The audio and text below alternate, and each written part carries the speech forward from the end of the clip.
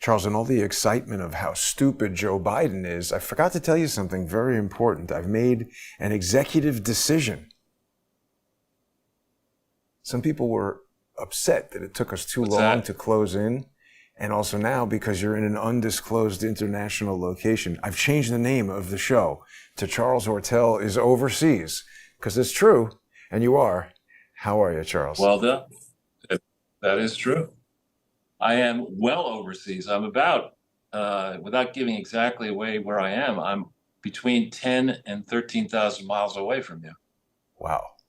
And and that is a long way, let me tell you. People can kind of tell because you look a little bit extra squishy on the internet today. So if there's any kind of like stepping on of the conversation, I hope people understand there's kind of a long delay. But it truly is amazing that we can have this kind of international virtual tete-a-tete, Charles. And the other thing that I didn't get a chance to tell you, because our creative process is affected a little bit by this gigantic mass of ocean and land that now separates us. I came up with this idea to call today's show The Grandfather Part 3, because I don't know if you remember Godfather Part 3, what that was about. But of course, the issue there was, Michael Corleone, Charles, he was trying to get out and then they bring him back in. And this is sort of the opposite because Joe Biden is an idiot and he was trying to stay in and they said, hit the bricks, Grandpa, get the hell out of here. And they were just totally threw him out. Well, when you bring up the mafia, and it's a good thing actually that you come up with this, and the art department has embellished it for you. I'm kidding, of course. Is that loyalty is very important, not loyalty without honor, and mafia is not loyalty with honesty, but loyalty is important. And looking at this, as bad as Joe Biden actually is, and he's really an awful cur of a man at this point. I mean, he's no longer amiable, genial, the avuncular uncle or grandfather anymore. This guy's a piece of shit, frankly. The way he treats his family, the way he treats Americans, the way he treated the military, the way he treated his daughter, allegedly in her own diary. I mean, this is not somebody who deserves any sympathy at this point. But you look at what the Democrats have done to him. If they're going to do this, and if they can do this to a sitting president, what the hell are they going to do to an average American? Particularly an American who's not sympathetic to the Democrat Party. So, I just look at the shit show, and I'm not a huge fan of the on the cable networks, and I guess on the mainstream networks they had these various reality TV bake-offs of Bachelor and Bachelorette and all this kind of crap. That shit is more interesting than this DNC garbage. And you could sit there and you could have a fable. Reagan was very good at coming up with fables and warm stories and stuff like that. And there's a lot of American recent history. There's a mythology about it. The Greatest Generation. We won World War II alone without Russia or without the Soviet Union. It's not true. And so I can excuse a lot of this mythology until you start tell me in the middle of this shit show that all this victory lapping over increasing the number of jobs under this guy and Ha Ha Harris and their team of morons is actually wrong. Their own government is now saying that they overstated jobs by 800,000. So as bad as it was before, when people were saying, yes, there is an increase in the number of reported jobs, but when you dive below the surface and you look, how many of those new jobs are being taken by illegal immigrants? How many of them are full-time? How many of them are part-time? How much time did Latrine spend in those press conferences bragging about the great jobs reports? And now we learn just before the election, thankfully, that it's all bullshit. And this is not minor. I mean, the way I look at life, the cost of government is borne mostly by the private sector. And I say that because when you push up the cost of making goods and then providing services inside the borders of the United States, other countries around the world have a greater ability to compete effectively against American companies. And so, we pumped up the cost of government, starting with Bush, but really accelerating under the dimwit Obama and his team of morons, and then even further under this nutcase, Biden and Harris. And now we learn that actually the private sector job numbers, or the job numbers that they've been crowing about, are wrong. What else is wrong? Probably everything. Probably the estimates of inflation are wrong. Probably the cost of these various military ventures is understated. Probably the cost of these recovery programs that they talk about, the Inflation Reduction Act, which is total bullshit. You look at this, and at a certain point, you gotta hurl listening to these people, speaker after speaker, talking about, some would say I'm the decent person. No, you're not. You're a fucking loser who somehow managed to acquire 4 mansions: Hawaii, Chicago, DC, and Martha's Vineyard. 4 freaking mansions, many of them on the beach. You're so concerned about freaking climate change. Very few of the billionaires that I do know, I'm bragging a bit, but I do know quite a few billionaires, very few of them have 4 mansions on the beach. And so how did these people who've never really spent any time in the private sector, how did they acquire enough money, A, to pay for these things, but more importantly, B, to maintain them? And why did 2 grown adults need 4 mansions? Well, Charles, and then you're here's going to one other lecture thing. me about I'm not decent? Yeah. Along the lines of what she was saying, didn't Michelle Obama says that she was taught to hate people who take more than they need? Meanwhile, as you're saying, they have these gigantic mansions. Why don't they just get some 2,000 square foot condo in Maryland and live there? 2,000 is big. I mean, these people are so out of touch with reality, right? If you go and you look at the consumer expenditure survey, which maybe we can do in the First Amendment forum, or maybe not, as you see fit, the average pre-tax income for a family of 4, which is the number I think that they do for the whole country. They also do it by 10% slices of the country, is on the order of $75,000 a year pre-tax. And you're saying that somehow life isn't fair because you only have 4 mansions worth an aggregate of, I don't know, $50 million on the strength of never having worked in a real job anywhere inside the United States of America? You're somehow feel aggrieved because you go give a speech in Germany and make $850,000 in 1 hour? Did that happen? Bullshit speech about diversity, equity, and inclusion? Michelle Obama got $850 for 1 hour for a speech? That's crazy. Is this the Consumer Confidence Index, Charles? Is that what you want? No. Consumer Expenditure Survey. Okay. Consumer Expenditure Survey. And it just pull up the one that does it by deciles. Let's see. That one, of course. Well, no, that's important because it shows. But I mean, I have no idea. There's a million the average things across here. the whole population of the top. Yeah, and I can't see it, unfortunately, but it's if you go down, it's data. Look across the top there. There's data retrieval tools. It says BLS popular series report, top picks, one screen, multi-screen maps, data finder, public data, API, charts of economic news, CPI, inflation. Tell me what you're looking for, and I'll see if I see it here. U.S. economy at a glance. It's the household survey. Maybe we'll go over this during the interstitial period and try to figure it out. But hopefully, Charles, when you land in your permanent new installation there, we'll get you all set up with a big TV so you can see this screen share. I have a very good idea for how we're going to do that to bring the interactivity back, and then we'll maybe change the name again to something else. Yeah, actually, I've already got 2 big TVs, 165, 155. So that's all set. But anyway, we don't need the survey to make the point. The top 10% now, the richest 10% of all households makes an average, and that's the very rich skew this average upwards, but make an average of like $300,000 a year pre-tax, right?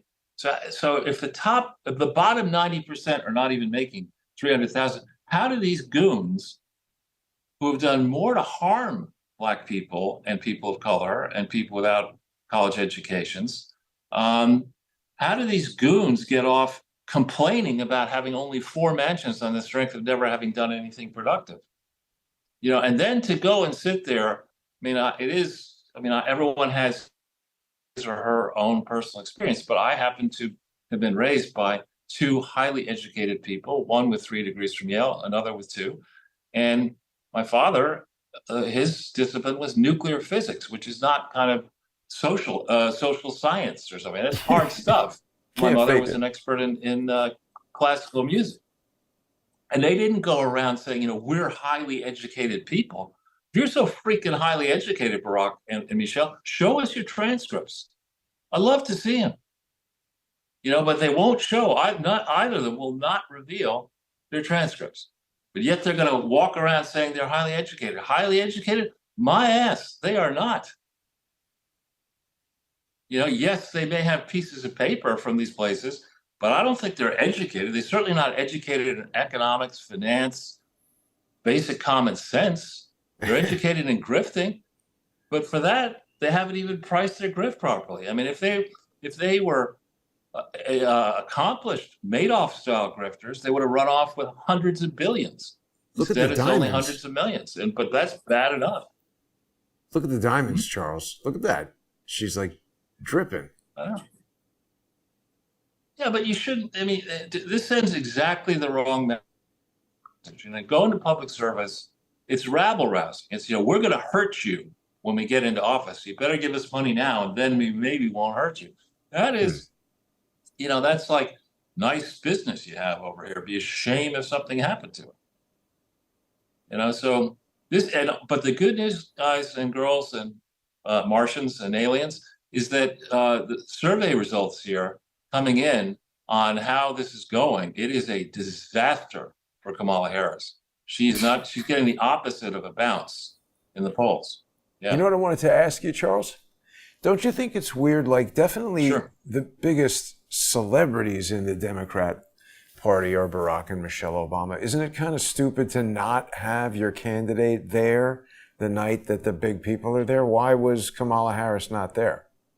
I mean, we know why, but what's your opinion of that? The story is that Biden still has power, and Biden's pissed at Obama, and she didn't want to necessarily thumb her nose at her current boss, and I'm not buying into that. I think that it's not true, frankly, that Barack and Michelle are the biggest celebrities in the Democratic Party, and frankly, it doesn't matter who the celebrities are. What matters is the money. And what matters is the storm that's coming, because the core of the Democrat Party, even today, is not hard left lunatics like AOC and Bernie Sanders. That is not the core. If Joe, in fact, did get 81 million votes or whatever he's claiming, I would guess that the progressive share of that might be maybe 15 million, 20, 25 million, the hard left. And so to appeal to the hard left, you're alienating RFK, you're alienating and his group, and you're alienating what used to be called Reagan Democrats, people who are centrists. They may come from a background where they feel that the Republican Party abused them, so they're just more loyal to Democrats out of family reasons and history reasons and community reasons. But they're fundamentally moderate. They want a strong country. They want a country that's not involved in unnecessary military ventures, because it's the people who don't have a lot of wealth and don't have a lot of income who end up seeing their sons and daughters going into the military, and they're the ones who get wounded and killed, et cetera. So, to have these people worshiping at the altar of perpetual war and then doing their level best to crush the private sector. You look at Robert F. Kennedy. I don't particularly like most of his economic proposals, but I admire what he did in the Hudson River in New York State. The Hudson River used to be so bad you couldn't swim in it. Yeah. And Robert Kennedy relentlessly went against, frankly, GE, who was one of the major pollutants of the Hudson River. And in the Hudson River today, you can swim in it because of him. And you could fish in it. he his said. skepticism, shall we say, about and the CIA, his skepticism about the CIA. Surely his family has paid a heavy price for the abuses and criminality, frankly, of the CIA. And then I actually like some of what he has to say about the medical profession. So if you're going to slot him into roles in those areas, I'm interested. If you're going to put him anywhere near the economy, I'm not interested. And then I think he does need, I mean, because he's a Kennedy, he's rich and a celebrity and all this kind of stuff. He's not a boss or being on a team. And frankly, nor was Trump until he became president. So, no, I question how he would work as part of the Trump team. Hang on one quick second. He's been on complex litigation teams. I know you don't agree with this, but I think a good position for Robert F. Kennedy Jr. would be Attorney General, because he'd be able to use his legal expertise in all of those areas, pharmaceutical and health, and doing stuff against the deep state. I don't know. We'll see what happens. But there, we have this report from ABC News that he's going to drop out on Friday and endorse Trump. And then I think, is her name Christine Shanahan, whatever the vice presidential, what's her first name? She was on a talk show Shanahan. Yeah, Michelle or something. She said, so it's like, oh, why are you like putting this out? Just do it. But whatever. Could be good. Yeah, I think it's masterful. And I also think there should be a role for Tulsi Gabbard, probably in the military the management process, whether as Secretary of one of the services or Secretary of Defense. I mean, yeah, make her Secretary of Defense. This tells a lot, when you look at it. Right, but when you look at it, Tulsi Gabbard ran for freaking president as a Democrat and got more votes than Kamala Harris in the primaries, because Kamala got none. I got none. I probably, if I'd run, I might have gotten somebody to do one write-in vote somewhere. Yeah. But Kamala got nothing. Nada. Right? And Tulsi at least got some. And the Kamala Harris administration has decided to bird dog Tulsi Gabbard on flights. Right? Tulsi is not a conservative or a Republican yet. But I mean, to do that to a former serious candidate, credible candidate, to be the Democratic nominee in 2020, for Biden and Harris to do that is spiteful, it is vengeful, it is beneath contempt. But it's not like Trump is saying to Tulsi, you have to do this, or to Kennedy, you have to do this. These are Democrats saying, you know what, I'm looking at this. There's things about Trump I don't like. There's things about the Republican brand I don't like. But I certainly don't like this shit show that I'm seeing in DNC. I don't like the way they handle the non-primaries. I don't like the way they launched a coup against Biden. The policy proposals, a tax on unrealized gains. Are you fucking out of your mind?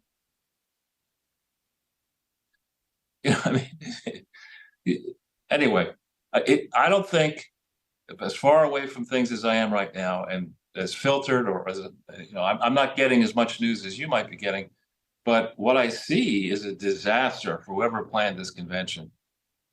It's a disaster for them, and in particular, watch some of the spontaneous videos that are coming out of Black people talking about how happy they are being lectured to by people who live in 4 mansions on the strength of their public service. I mean, there's somebody called Laverne, somebody or other on Twitter, who's hilarious, got all these videos. There's a bunch of people who are going out into the hood, white and Black people, interviewing people in the hood and asking, what do you think of this? And it's not going well. The pitch is not going well out of the DNC. They all say Trump, right? People who are going to vote. Even little kids were saying Trump.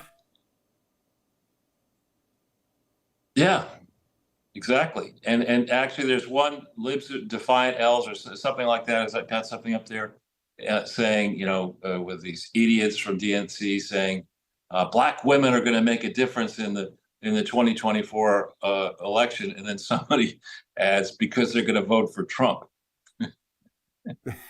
I think it's true. Because like women don't care. They're like, listen, the economy was better. My kids had more food, and the little kids, I'm seeing they're interviewing people through the window of the car, and they just don't mince words. They say, look, I'm for Trump. Yeah. And then the little kids start screaming Trump, jumping around the car. It's funny as hell. They're really getting some good video over there. Oh yeah. Speaking of Chicago DNC, this is good, Charles. Go for it. I was going to say, our Ben Bergquam, who interviewed me one time for his podcast, he confronted crackhead Barney. Well, you know, serial criminal Uniska Wahala Kano, I believe is how you pronounce her real name. But he's kind of questioning her. This guy is great. He's taking no nonsense from anybody, fighting terrorists and criminals alike. Well, yeah, I mean, sadly, many people don't see through the bullshit, right? But enough decent voters are going to get out there, they're going to cast a vote, they're going to make sure their vote is not tampered with. And the margin of difference, I think, between people who are enthusiastically in favor of Trump now and enthusiastically in favor of Kamala is vast. Indeed, Musk just did something on X, a poll of 5.8 million people. And again, those are not scientific, you know, they're not going to be reflective of what actually happens in the Electoral College. But 5.8 million versus the standard sample in a political poll is about 3,000. And it's overwhelming for Trump. It's like over 70% for Trump. Hillary Clinton, why ain't I ahead 50 points? Well, Trump is, you know? And this time, unlike 2020, when I and others thought that Trump was going to win, there was enough margin of safety there. Looking at the basement campaign versus what Trump was doing in the end, as many as like 5 or 7 rallies towards the end per day, I assumed Trump would win. And who knows, maybe he actually did win. But this time, we've been living through just a disastrous period under Biden and under Harris.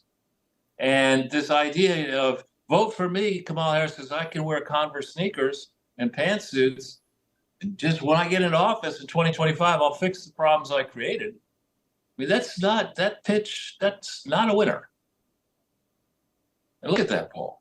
It's 73% for Trump, 73.2 Trump, 26.8 Kamala, 5.8 million. Now, Charles, let me ask you something, though. These supposedly scientific polls, because the sample size is so much smaller, doesn't this massively much larger sample size kind of negate the errors in some way? Like the fact that it's so much larger, isn't this technically more accurate than any 3,000 poll could be?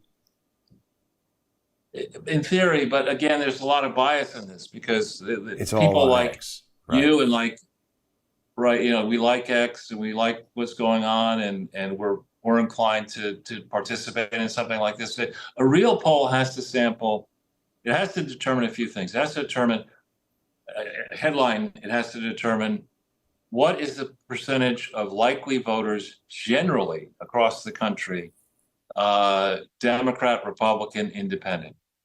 Okay, but then you have to get into specifics and you got to do that same estimate. You should do it by congressional district to get it done correctly. And that's, I think, around 4,000. Oh, sorry, by county, you should do it. And it's around 4,000 counties.